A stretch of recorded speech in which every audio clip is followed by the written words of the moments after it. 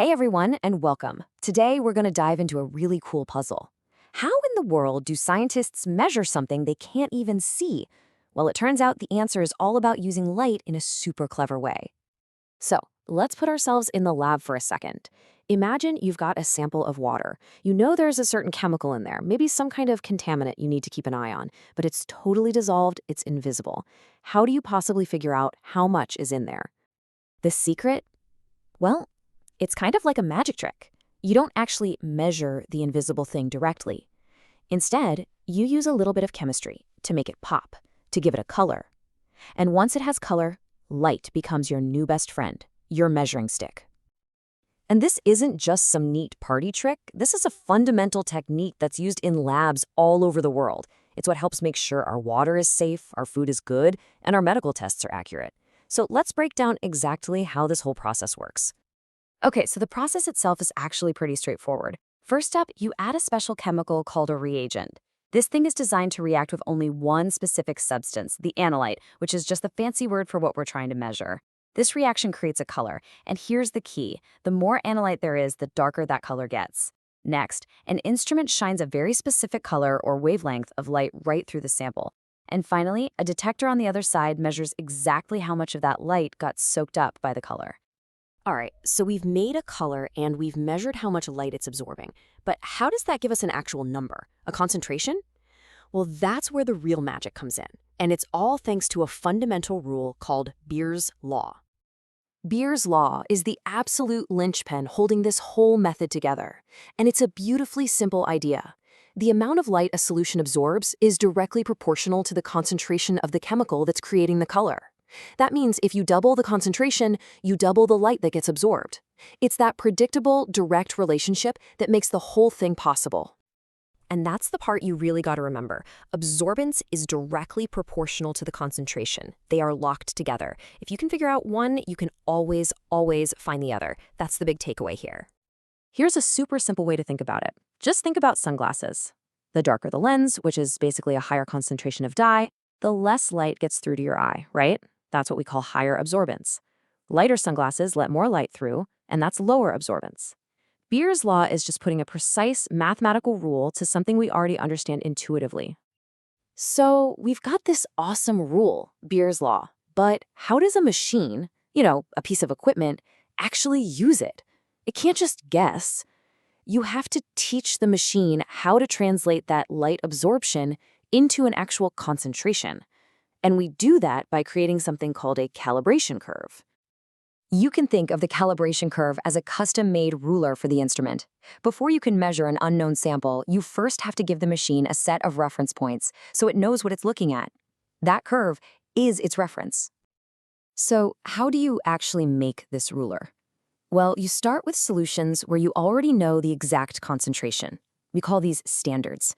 You might make a few of them, say 1, 2, 5, and 10 milligrams per liter. Then you run each one through the machine and you write down its absorbance. And just like we talked about, you'll see as the concentration goes up, the absorbance goes up in that perfectly predictable straight line way.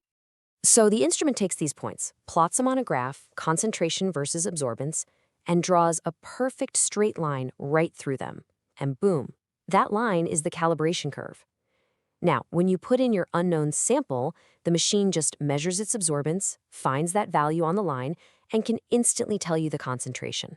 The ruler is all set up and ready to go. Now, this system is incredibly powerful, right? But it's not foolproof. It has a limit. Remember that perfect straight line relationship? Well, that doesn't go on forever. So what happens if your sample is just so dark, so concentrated that its measurement falls completely off the end of your ruler? See, at really high concentrations, that perfect straight line relationship, it kind of breaks down. The results just aren't reliable anymore. This upper limit is called the calibrated range. So if your sample is way too concentrated, the solution is actually really simple. You just dilute it with pure water. Let's say you mix it with 9 parts water, then you measure it again. Then you just take your new result and multiply it by 10 to get the original accurate concentration. Easy peasy. All right, so what are the actual tools that do all this work? Well, the two main players you'll see in the lab are the colorimeter and its more advanced cousin, the spectrophotometer. They both do the same basic job, but there are some key differences. First up, you've got the colorimeter. Like the name says, it really only works with visible light. It's usually cheaper, simpler, and sometimes it's even designed to just measure one specific thing at one single wavelength. Then you have the spectrophotometer, which is kind of like the colorimeter's more powerful, versatile big brother.